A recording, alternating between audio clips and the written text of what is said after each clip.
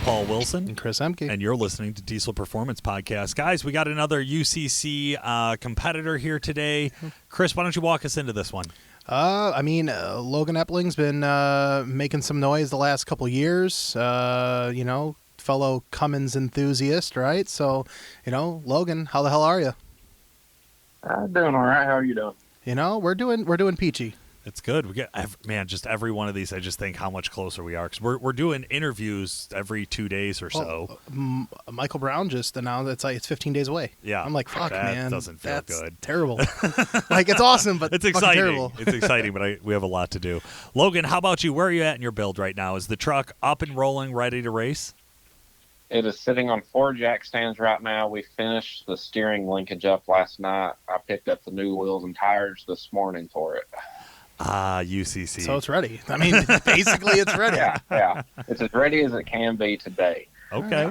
No, we plan on having a fire in the hole here next week and hopefully get to a track. We still got to build the sled pull setup as well. Okay. For our listeners, give us a little bit of a run through. What's the truck that you're going to be using at UCC? What's the power plant and the setup? It is a 2006 model Dodge 3500. It's 4-door short bed. Last year it was a full interior truck. It still had AC on it. This year we decided we were going to jump up to Pro Street trim. So it's got fiberglass doors and fiberglass hood. The rest of it's still full steel, but it is just body panels hung at this point. Went up to a full 25/6 chassis, so funny car cage, whole 9 yards. Okay. How about power plant? The power plant, previously we had a deck plate motor in it. We went testing in Florida for the first ODSS race of the year and had a rod bolt break. So if that wouldn't have happened, we'd still have that in it right now, and we wouldn't be stressing to, be done in 15 days. Okay. So a little unfortunate. That the Florida, the first ODSS, like that's kind of like the test and tune for everybody, right? Like that's one of the first big events of the year.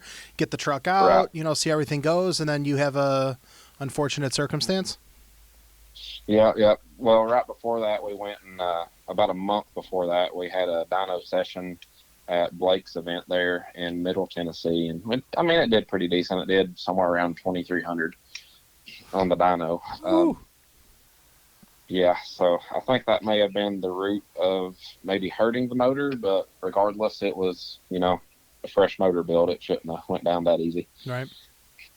2,300, man. I just 2,300. Yeah, just 2,300. We keep seeing this where the evolution of the horsepower in these trucks and the evolution of these trucks over time. Logan, I love hearing the story. It's like, well, last year I was full AC and full interior, full trim, and then where'd you land? So you were in UCC last year, if I remember correctly. Yeah, last year we ended up having electrical gremlins hurt us. I tested the truck here at the shop on the dyno, and it did good. It made good power, but we didn't have any testing on a sled pull track or on a drag strip. And as soon as we saw vibrations from the track or the sled pull, we had wiring gremlins show up. So if you go back and watch some videos from last year, as soon as we leave the line on the drag strip, the truck will start cutting in and out. And then on the dyno, it sputtered a little bit, but it still made a good number. I think it did like 2,380 horsepower last year on the dyno. And then sled pull day, the truck physically turned off 3 times during the sled pull and then came back to life 3 different times. So I don't know how it did it, don't know why it did it, but swapped out our wiring harness and then we're good to go. Now, being that you had some hurdles last year, I've asked a couple guys this. Do you have like a checklist? Do you have something that you're going into this year at UCC? Like, I'm going to make sure this is tested. I'm going to make sure this is tested. I'm going to make sure I have these parts. I'm going to make these things a reality. So if these issues come about, they're either tested and proven or I can overcome them. We've got spare parts for the turbo setup. We'll have people on standby for the fuel system. Engine-wise, don't really have spare parts for that this late in the game, considering we had to change everything. We literally finished up engine assembly. I think it was last Friday. I think. Oh my goodness. Okay. So, it was last Friday we finished engine assembly because we stabbed at the truck Saturday morning. What do we have for a power setup in this? What's your turbo setup? What's your fuel system? For the fuel system on it, we've got some custom spec S&S 500% overs.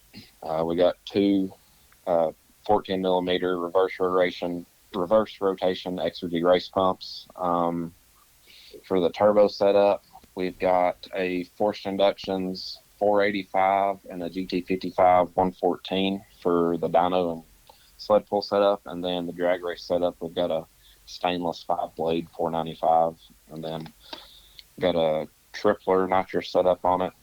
I have 2-8 lines feeding it with 3 open 6AN lines going straight into the charge pipe. Just stray garden hoses. That's awesome. Oh man. All right. So what's your background in then? You're more of a sled pulling, more drag racing. Where do you feel most comfortable at this competition? Is it the dyno? I mean, we've got a lot of experience in all three. I mean, I dyno trucks almost every single day here in the shop. We've got some good dyno experience with the high horsepower stuff.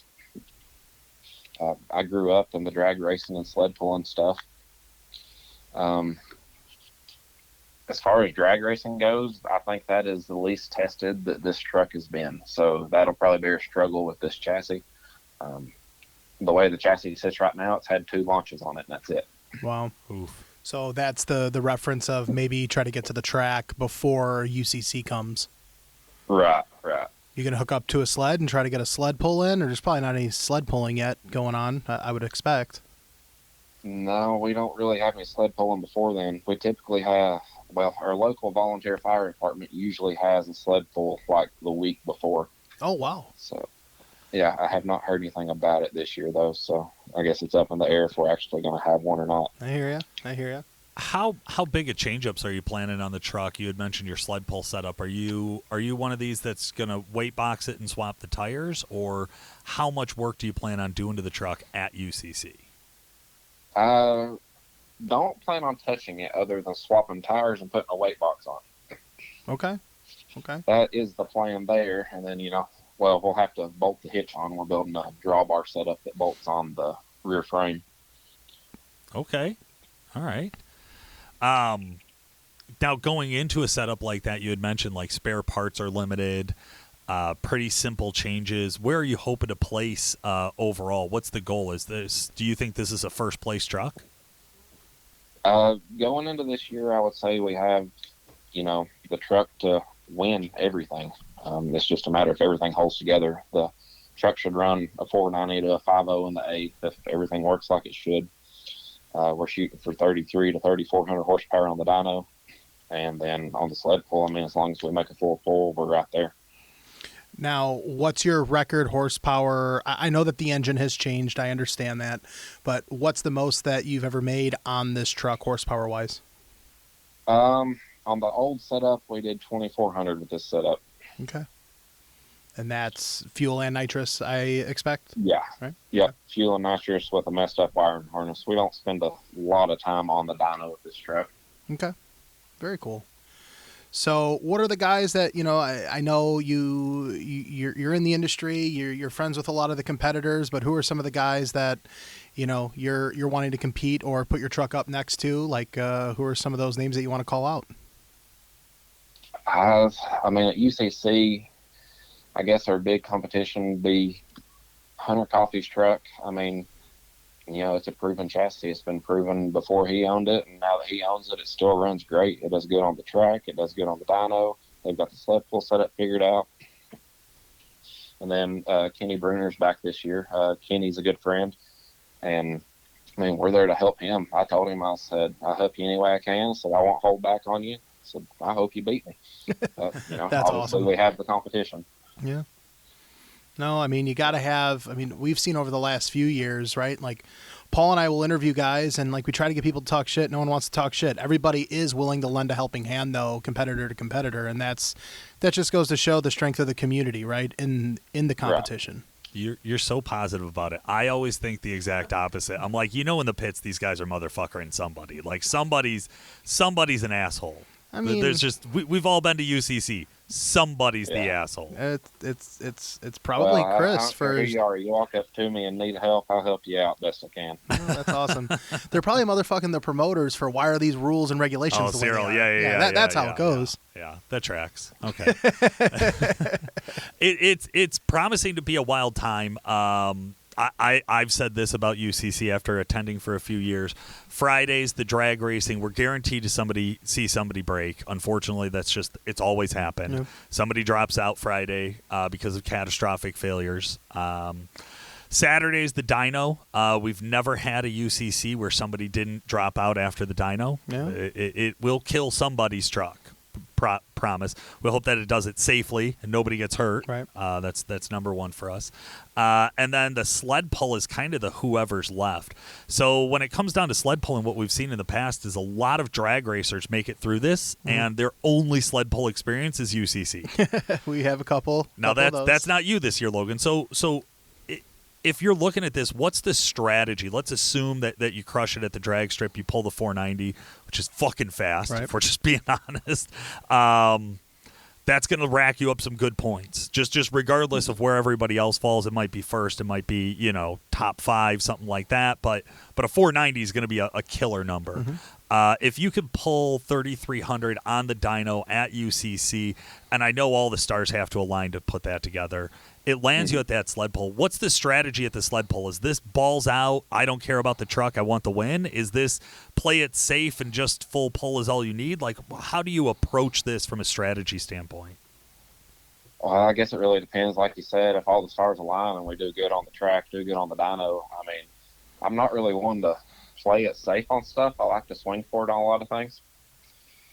So I guess that decision will be made that day on who's still in it at the sled pull, and then if we are in the lead, how much of a lead do we have? How much leniency can we give up? But more than likely, I'm going to turn everything on, and we'll go out the back of the full track somewhere around the 24 to 2,600 horsepower range. I pull can the gauges, don't need them. I can tell he can overcome an obstacle. I'm the one, I'm going to do this day, and if it don't go that well, I just shut down. I'm like, fuck it, so that's good. That's awesome.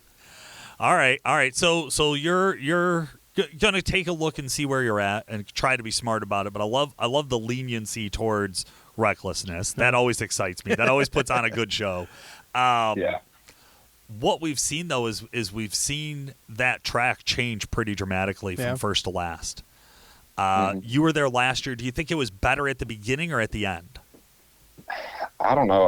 Last year it seemed really loose at the beginning, and then at the end it seemed really loose. So that's kind of why we were up in the air. Like this year I was going to go ahead and do a full cut tire setup, and then we kind of just changed our mind and stuck with what we have. Because if you look at it last year, Dirty Hooker didn't really pull any better than any of the rest of us with regular all-terrain tires. Right. Yeah, fair enough. So why go spend $10,000 on wheels and tires? That money could be better spent somewhere else. Because it's UCC. That's why. For one pull. Yeah. That's the problem. That is. Well, I guess that's always my question on the UCC trucks. How well does your truck fit into other classes? You mentioned you're going Pro Street this year, racing with ODSS. Is that what the truck's, the rest of its life is built for? It's an ODSS truck that you're entering into UCC? Essentially, yeah. We built the truck for the Pro Street class in ODSS. We're still working on getting down to minimum weight. I don't know what it's going to weigh right now, but I think we're going to be in the 48 to 4,900 pound range. That's so awesome. We're going to take some axle swaps and a few other things to get us down to actual race weight. And then, we take it to local shows here, local races. We actually host a race of our own. It's 2 weeks after UCC. And then we've got a lot of local polls that people like seeing us come out to. So, let's hear about what you have. Let's promote it right now. What do you have coming after What's UCC? On the schedule? June 14th and 15th, we've got Smoking in the Smokies. It's right here in East Tennessee. So you've got a burnout contest. You've got show and shine. We've got drag racing. And, right down from the lake, you're in the beautiful mountains. It's an 8-mile track. Not really strict on everybody. Just want everybody to come out and have a good time. We've got Hot Shots will be out there. Have a couple wheel vendors out there. Johnny's supposed to be bringing the Pro Mod down. That came on as the title sponsor for the event. it usually is a good turnout every single year. I mean, we'd love to have more people come out. And hey, UCC, I can provide a bunch of flyers, and everybody that comes through the gate can get a flyer if y'all are up for that. You could drop them off by our booth for sure over at Duramax Tuner. We're going to be right behind the AMSOIL stand. We'd be happy to promote the show. Absolutely. Yep. Is there anywhere online or social that people can go to learn more about that? Yep. It should be on a link on our Instagram page. On the Facebook page, it'll be listed under events on our business page. And then also on Facebook, if you just look up Smoking in the Smokies. Cool. And then for your business pages, how can listeners get in contact with the business? We have a Facebook page, an Instagram page, and we also have a website that is developing every single day, adding more products, adding services. We make a lot of just appearance upgrades for the 4th and 5th gens, and then we're also offering, several like custom stainless intakes that work with everything, like no tuning required, no check engine lights. We spend a lot of time testing it, making everything work properly. That's awesome. I'm excited for that. Well, you heard it here first, folks. Logan Epling calling out Kenny Bruner. Big competition, rivalry going on. So the gauntlet will be thrown down. He's not helping Kenny. Kenny, there's no help here. No, just kidding. Logan, we're so excited to see you out at UCC. The best of luck to you. All right, I appreciate it. Cool. Not a problem at all. Listeners, thanks for listening. This has been Paul Wilson. And Chris Emke. Have a great day. Thanks for joining us today, guys. This has been Paul Wilson. And Chris Emke. Make sure to like and subscribe, and we'll talk to you again soon. Well, you're odd for living in northern Illinois anyway. Yeah, that's true. Yeah, fair enough.